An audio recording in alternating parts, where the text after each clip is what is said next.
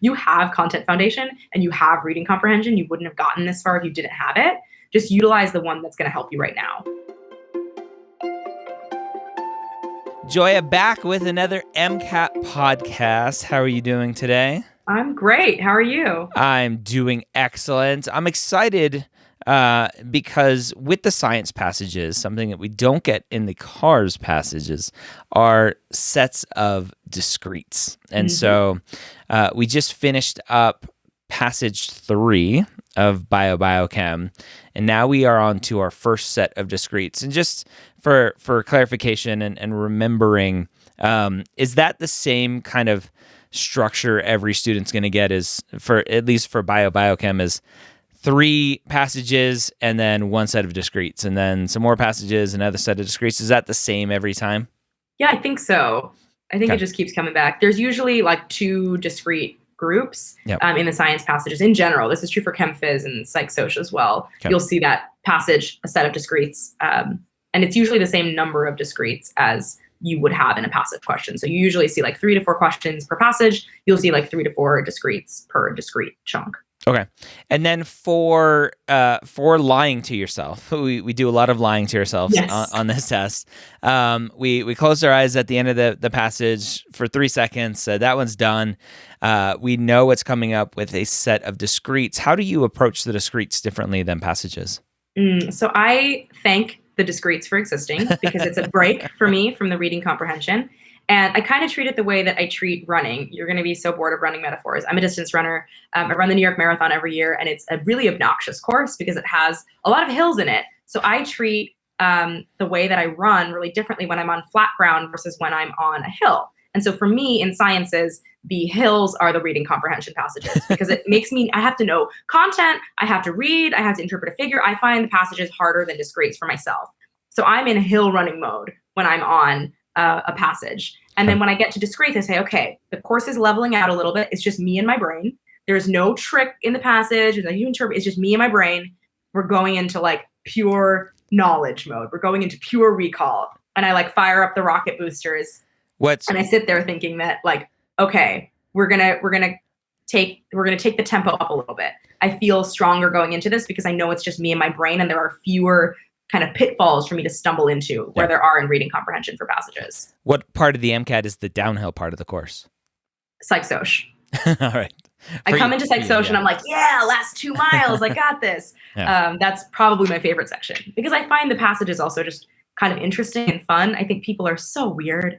People are so strange. And so every time I read a Psych Soc passage, I'm like, humanity is just a mess, isn't it?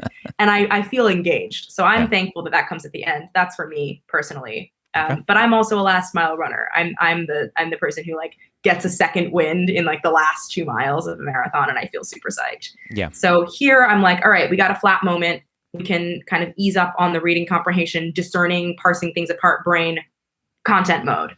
Got it. We did this. We trained for this.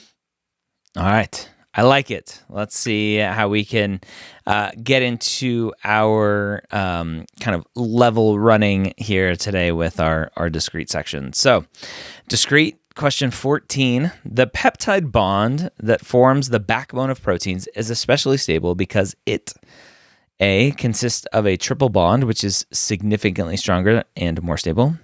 B is a carboxylic acid derivative. C would result in proteins that denatured easily if it were unstable. Or D exhibits resonance stabilization. I have no memory of peptide bonds. Triple bond sounds great because it's like, oh yeah, it's strong and stable. But I'm like, oh, it must be a trap answer because everyone's going to fall for that if we don't remember. And it's interesting, right? Because this question potentially, some of these answers potentially could be true, but the question is saying they're stable because of this, right? Yeah. So a peptide bond may have a carboxylic acid derivative. I don't know if that's true or not, but maybe it's not stable because of that. So this is a question that I hate because my brain goes crazy. I'm like, well, that seems right, and that seems right, but only one of them can be right, and I forget that it's asking for one specific part of a right answer. Yeah. So this one I would actually start before I even looked at the answer options. I would refresh for myself, what is a peptide bond? And I would say, okay, I remember a peptide bond is an amide linkage between the amine group of one and the carboxylic acid group of another. So it's the COOH on one end and the NH2 of the other. And I'm going to lose a molecule of water and I'm going to get a bond between my C and my N. That is my linkage. It's an amide linkage. That's a peptide bond. So then I'm going to go through, and in this case, if I were feeling like really fatigued or I were feeling nervous about my mental picture, I might draw this. I might actually draw it out just so I can see what it looks like. And so I know that I'm going to not have a triple bond. I know that right off the bat because I know specifically that both my carbon and my nitrogen that are involved in the bond are bonded to two other things. And that's too many bonds. So there's no triple bond, no triple bond in an amide. So I cross out A for that reason. Maybe I remembered it just as a memory thing, but maybe I kind of went through and derived that answer from drawing it. Either way, too many bonds. That violates the octet rule for both carbon and nitrogen. I don't like it. So gone. Then I go to B. And this, exactly what you said, some of these are going to be true, but not answering this question. So there is a carboxylic acid involved in a peptide bond because that's the carboxy terminus of my amino acid. That's my COOH. Yep. But that doesn't make things stable. It makes them reactive, right? So I think back to my chemistry, I know acyl halides are super reactive. And so this is a true statement, but it does not answer this question. I'm like, yeah, carboxylic acid derivative, not a marker of stability. It's a marker of reactivity. Yep. So I cross out B. I say, never mind. Okay. Going to C, would it result in proteins that denatured easily if it were unstable? Like, this is giving me the opposite of what I want. Yep. The point that the question made is that proteins are stable because peptide bonds are stable, not proteins are unstable because peptide bonds are unstable. So this is just the opposite of everything. This is opposite day. I hate it. Get rid of it. So process of elimination, I'm happy here. I say D, great. But if I look at it and I say resonance stabilization, yeah, that makes sense. There's a lone pair on my nitrogen. There's a double bond on my carbonyl. Lots of places for electrons to move around. Resonance structures and having more than one of them typically indicates stability, right? We like resonance because it gives us a more stable compound. It gives us a more stable whatever. And so I know that resonance stabilization is a thing in and of itself. And then remembering what my peptide bond is, knowing I have a carbonyl carbon and a nitrogen with a lone pair, those are two very common contributors to resonance. So that all meshes together very nicely and tells me, yeah, it's D. I expect resonance stabilization, and I expect that to make the bond more stable. Got it. All right. Tricky. Tricky. All right. Question 15. All right. Drinking ocean water is ultimately fatal to a human because A was so cheerful, MCAT. The water has a very low solute concentration relative to the body's cells, resulting in cell swelling and death. B, the kidneys must work very hard to excrete the excessive levels of bivalent ions in the ocean water, causing kidney failure. C, the water has a very high solute concentration relative to the body's cells, resulting in cell shrinkage and death. Or D, ocean water contains toxic levels of environmental pollutants that can damage organs or cause cancer, leading to death. It's D, fish pee. Too much fish pee. So this one, I want to say it sounds too easy, right?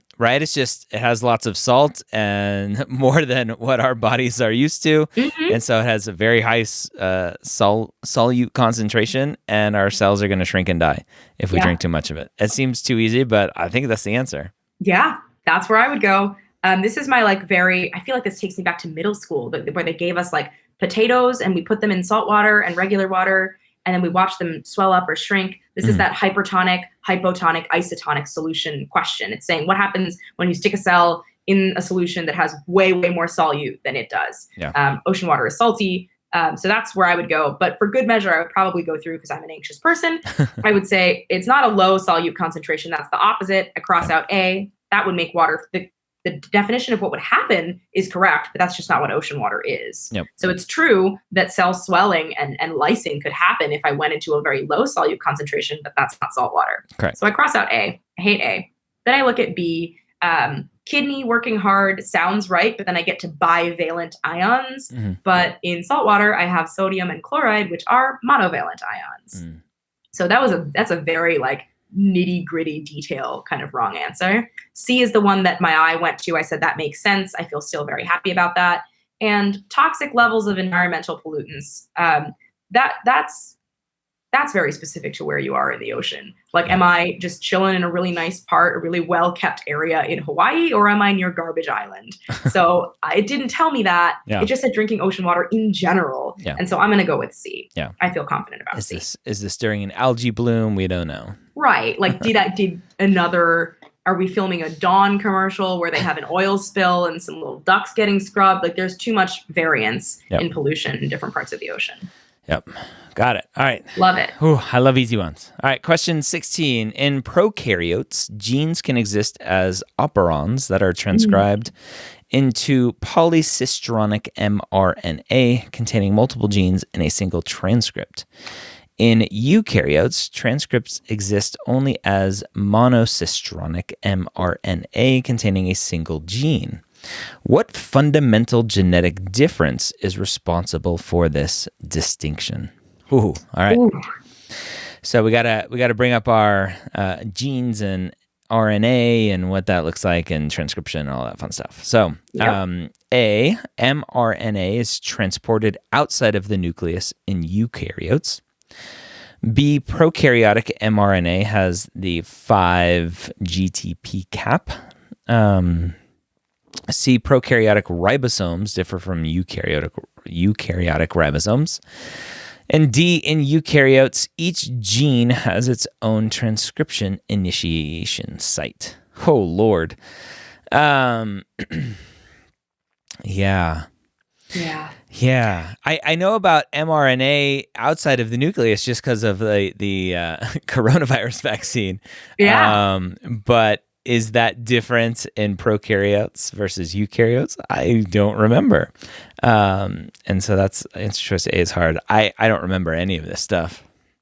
Yeah, so this is definitely like capitalizing on your knowledge of prokaryote versus eukaryotic difference, which I think is A, a great content place to review, B, a really good opportunity for like compare contrast tables. That's how I memorized all this stuff, was drawing it out so I could see kind of on a one-to-one place, like for this topic, what's the difference? For this topic, what's the difference?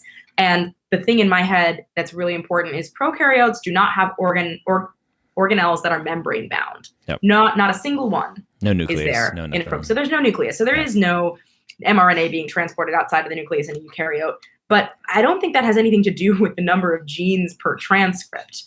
That's just like a physiological difference. That's a locative difference. And I don't particularly think that's relevant. It's true. Like, it's definitely true that mRNA leaves the nucleus in eukaryotes. But that has nothing to do with how the transcript is made or how many genes per transcript there are. So this is, again, just like the last one, where there's like a lot of stuff that's true, but is it answering the question? Yep. Okay. So answer choice A doesn't answer the question. Does not. Answer choice B, I don't remember. It may answer the question. I don't know. Let's keep going. Let's keep going. Give your expertise here. So prokaryotic mRNA does not have a cap. This is just factually inaccurate. Eukaryotes have the cap. Prokaryotes do not. They don't get that fun editing. They just kind of go. That's why bacteria mutate so quickly. And we see like viruses, bacteria, and all these kinds of things just transform just rapidly all the time. And we have to keep making new things for them because they don't have that kind of editing. We have a lot more editing on eukaryotic mRNA. Yep. Okay. Keep going. All right, so prokaryotic ribosomes differ from eukaryotic ribosomes. So this is true. Again, we've just like choice A. This is a true statement. Prokaryotes are that 70S ribosome. They have two subunits of 50S and 30S respectively. Eukaryotes are 80S, and they have 60S and 40S respectively. But that, again, doesn't have anything to do with making mRNA. Ribosomes come later in the process. They're involved in the translation of a transcript, not the production of a transcript. So that's, again, that's a true statement, but it does not answer the question. It doesn't give me anything that I need. Yep. But answer choice D, eukaryotes, we have start and stop genes on our RNA, which apparently gives us that difference. Yeah, there's a transcription site, a place where it's supposed to start for each individual gene, and that makes sense to us. Yeah. Oh, Lord. All right. Make sure you remember prokaryotes and eukaryotes and all that fun stuff. Okay. 17. All right. In miRNA-directed gene silencing. A small RNA binds to an mRNA and directs degradation of the mRNA or prevents translation of the mRNA. Which of the following terms describes the process through which binding occurs? A, RNA polymerization, B, hybridization, C, elongation, or D, transcription. Oh, man. All right, more RNA fun stuff. Yep. So, miRNA directed gene slicing. RNA binds to mRNA, directs degradation of the mRNA or prevents translation of the mRNA. Which of the following describes the process through which binding occurs? So, I don't remember this at all. Elongation and transcription just don't seem like the right answer. I don't know why. You're totally right. A hybridization is interesting. I'm like, well, what's hybrid about it? But it still seems very strange. RNA polymerization sounds really cool, and like that does something different, that blocks something. Yeah, so this is actually one of those questions where they actually didn't need to give us half of the question stem. Right? All this stuff about directing degradation or preventing translation, that's completely irrelevant. All they're telling us is that there's a little RNA that binds to a bigger RNA. There's a binding between two strands of RNA, a little one, big one, and then whatever happens after is whatever happens after. Yep. But the real question is, what is it called when two strands of RNA bind together? And that's what we're really being asked. Yep. So you were exactly right. Your instinct to say elongation and transcription, boo, that was correct. So transcription is that process of turning DNA into RNA. Yep. It's not about two types of RNA coming together. So you were totally right on that. And then elongation is exactly what it sounds like, which is you make something longer. It's not about two things coming together. It's about one thing getting longer. Yep. So totally right. Knock them both out. D and C, we don't need them. Now, you gravitated towards RNA polymerization, possibly because it had the word RNA in it. Yeah. But it actually is very similar to elongation. So RNA polymerization is when nucleotides are strung together to make one single-stranded RNA strand. So it's the thing that's happening during transcription.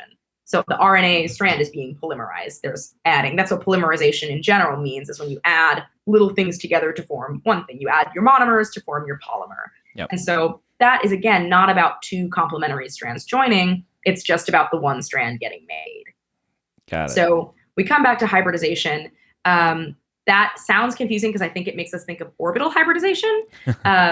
But in reality, what we're thinking about is when we get a hybrid of two strands. So it's not about what we think of in chemistry. It's what we think of when we have either a DNA and a DNA, an RNA and an RNA, or a DNA and an RNA. It's a hybrid molecule of two strands coming together. Yep. And so that's exactly what's happening. Yep, that makes sense. Yeah. All right.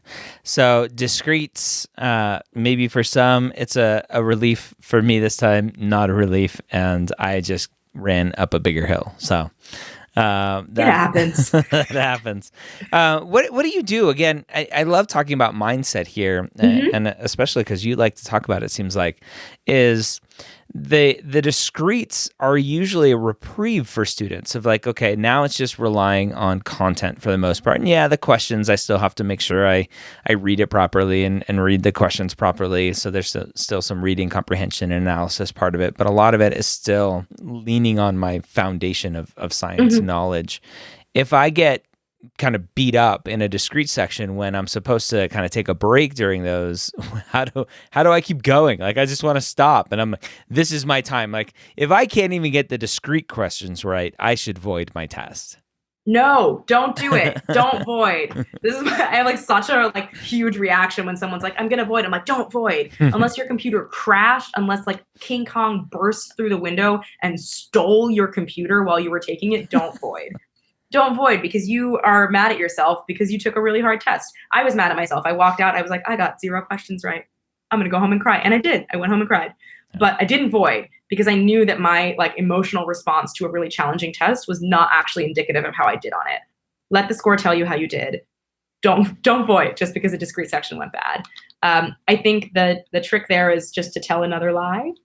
which is that if the discretes were hard, then the next reading passage will actually be where I take my breather. But I call it recovering on the run. So this is something that they tell you about that sounds like a myth, and then you start doing it in real life and you realize it's actually possible, which is when the hill is so long that you can't see the top of it, don't look for the top. Look 2 feet in front of you and stop thinking about getting through the whole thing or making a really good score, any of that, and just 1 foot in front of the other. And that's what you do. I got beat up on a discrete section, the first discrete section, actually, this exact section, in my biochem section. And I was like, oh no, this is where I usually breathe. What's going on? And I was like, no, it's okay. It's okay. Just look down at the ground, 2 feet in front of you, one question at a time. Just like narrow the focus. And lie to yourself. Bring it in. And lie to yourself. Yeah. And I lie to myself at least 6 times during every marathon. I pretend every 5K that I'm waking up to do just a 5K. So every time I hit 3 miles, I go, oh, wow, what a great day to just start running. I haven't been running for long at all. And it's so dumb. It's so dumb. But it does help you kind of trick yourself into feeling like a little bit refreshed. So if you do poorly on a discrete, or it feels like you did poorly on a discrete, because remember, you don't know. Yeah. You don't know, and you're going to answer every question on the MCAT because there's no point in leaving them blank. Maybe you flag to come back later, because sometimes you learn something from a passage that actually answers a discrete, which has happened to me, where they like defined something in the last passage and it gave me an answer to the first discrete. And I was like, yeah, they forgot. They gave me a freebie. But if it happens, just like, again, let it go, take that 3 seconds and say, okay, this is the first passage of the section. Biochem just started. I'm jumping into this. I'm new. I'm fresh. I'm awake. And whatever happened in the past is in the past. Yep. I'm just going to move forward. And sometimes that means you don't think about anything but the question in front of you. Sometimes when you think too big, you think too far ahead, then it starts to feel unmanageable when something goes awry or something doesn't go according to plan. Mm-hmm. So scrap the plan 1 step at a time. And I think that flexibility is important for people to register in the MCAT, that you're not going to feel the same way about every MCAT that you take, every full length that you take, as you did about the last one. So even if typically the passages are harder and the discretes are your reprieve, it could flip. It could flip, and that's okay. That just means that the test is doing what the test is doing best, which is punching you in the face. But everybody has a plan until they get punched in the face, and then it's just about making it through whatever you need to get through for the next 6 questions, the next 5 questions. And you can kind of take some solace when you have a bad discrete section in saying, okay, well, at least I know the next section isn't going to be so content heavy. If you just got your kind of confidence rocked about your content knowledge, go into the next passage saying, okay, this one I can use my reading comp skills. So whatever you just got your confidence shaken in, say, okay, well, I can use the other thing. The other part of my brain gets to kind of step up now. And it happens to everyone. I think my most confident reading comprehension friends have gotten completely like knocked flat by a passage and then felt great on discretes that they usually hate. And the opposite has happened to people like me who typically like discretes. But whatever happens, as long as you're able to say, there are both parts of your brain, like you have content foundation and you have reading comprehension, you wouldn't have gotten this far if you didn't have it. Just utilize the one that's going to help you right now. And if that means you're just like kind of shallow breathing and struggling up a hill, that's okay. As long as you get to the end, just don't void, don't leave. You can do it. Cry during your break if you need to. That's fine. That's allowed. No one ever said there's no crying during MCAT. You can do whatever you need to do when you have the minute to do it. But I think just giving yourself that knowledge that you do have strengths, even if they're not apparent in a given moment.